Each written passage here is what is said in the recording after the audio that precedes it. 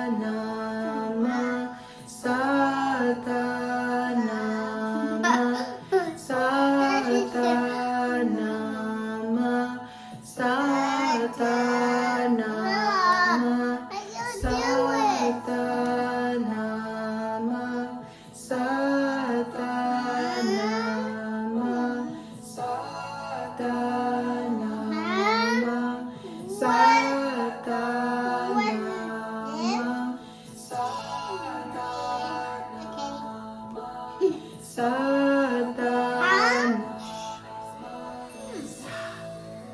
What is these fingers? I'm doing this.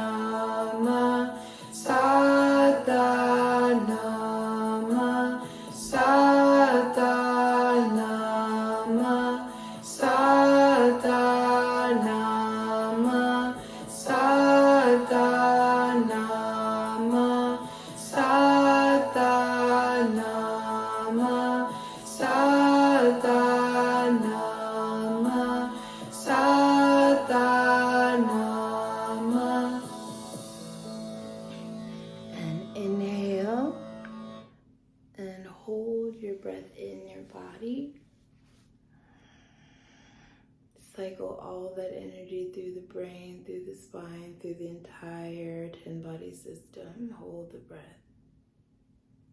And exhale it all out and relax.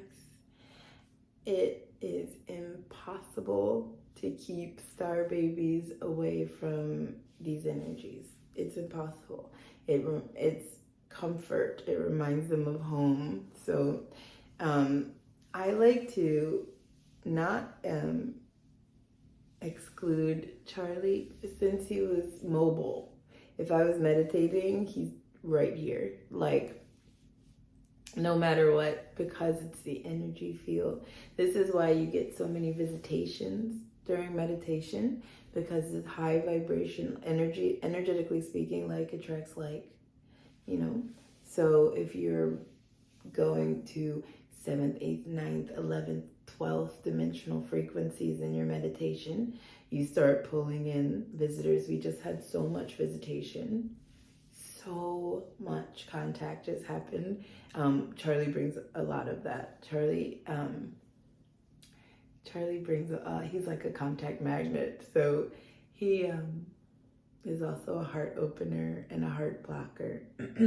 He's a very protective field. And if we're ever doing light language, or if we're ever doing meditation, a very high frequency meditation like this one, he's like a magnet.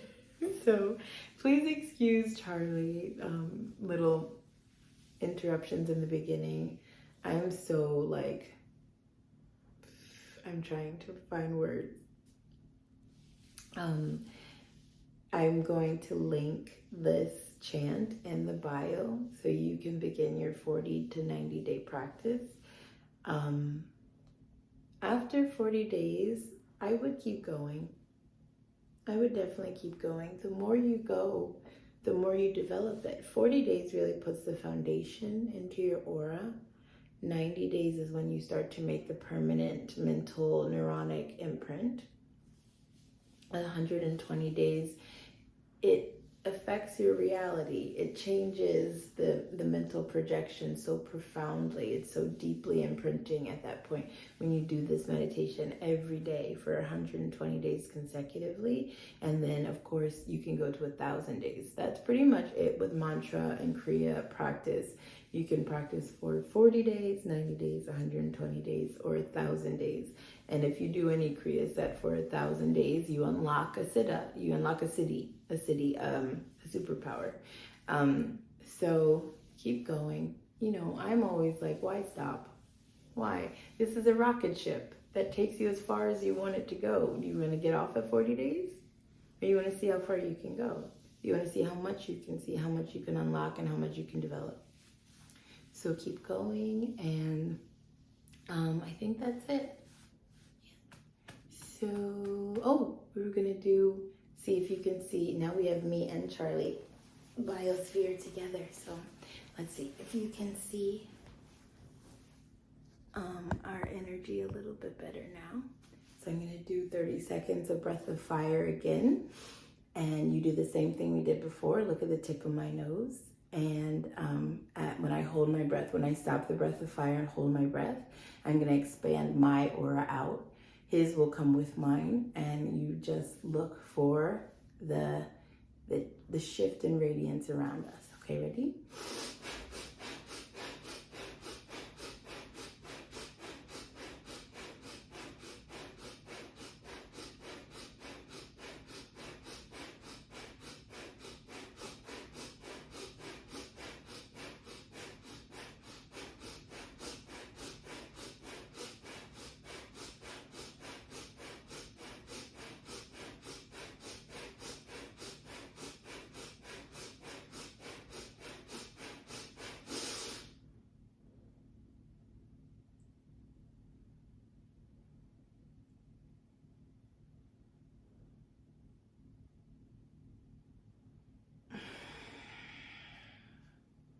There should be kind of a difference between what you saw and what you felt the first time, and what you saw and what you felt this time.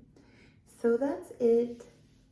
I'm trying to think if I am forgetting anything, but of course I just did 31 minutes of Kirtan Kriya and I'm in outer space.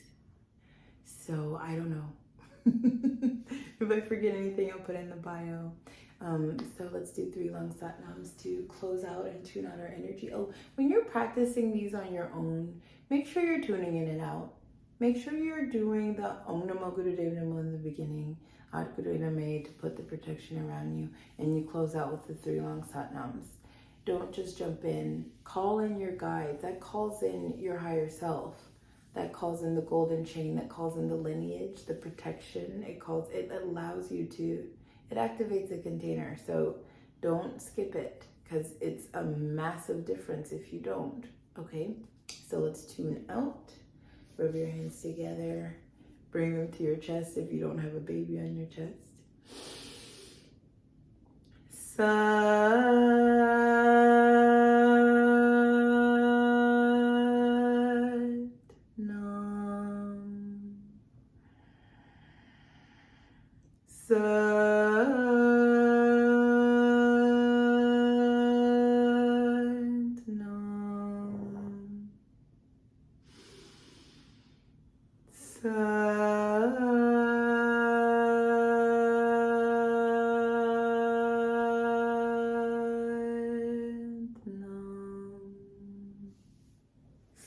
to you, Star Family.